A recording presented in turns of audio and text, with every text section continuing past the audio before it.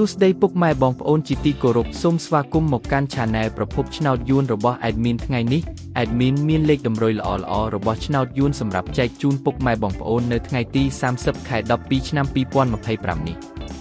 ដូចនេះ Admin មិនចង់ឲ្យចំណាយពេលវេលារបស់ពុកម៉ែបងប្អូនយូរតោះយើងមកតាមដានលេខតម្រុយរបស់យើងទាំងអស់គ្នាសម្រាប់លេខតម្រុយ2លេខមានលេខ77លេខ45សម្រាប់លេខតម្រុយអូស2លេខមានលេខតម្រុយទី1រអូស70និងលេខតម្រុយចុងក្រោយអូស40សម្រាប់លេខតម្រុយ3លេខមាន258គុណនិង168គុណ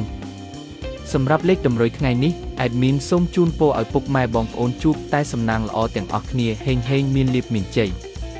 ជាចុងក្រោយសូមកុំភ្លេចជួយចុច Subscribe និង Comment ហើយដាក់សញ្ញារូបកណ្ដឹងដើម្បីជួយផ្ដល់កម្លាំងចិត្តមកកាន់ Admin ជាពិសេសងាយស្រួលតាមដានវីដេអូថ្មីនិងលេខតម្រុយល្អៗជាប្រចាំថ្ងៃជាមួយ Admin សូមគោរពលាពុកម៉ែបងប្អូនពីខ្ញុំបាទប្រភពឆ្នោតយួនសំណាងល្អទាំងអស់គ្នាសូមអរគុណ